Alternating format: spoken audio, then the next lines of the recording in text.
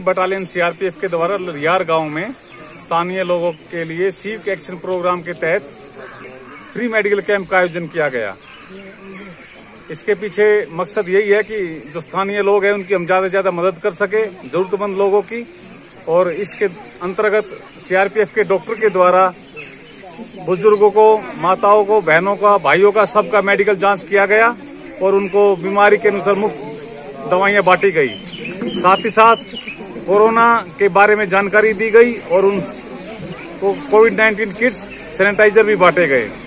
इसके अलावा जरूरतमंद लोगों को ड्राई राशन पैकेट्स भी वितरित किए गए और भविष्य में भी सीआरपीएफ के सभी कैंपों के द्वारा इस तरह के free medical camp civic action programme के तहत लगाए जाते रहेंगे।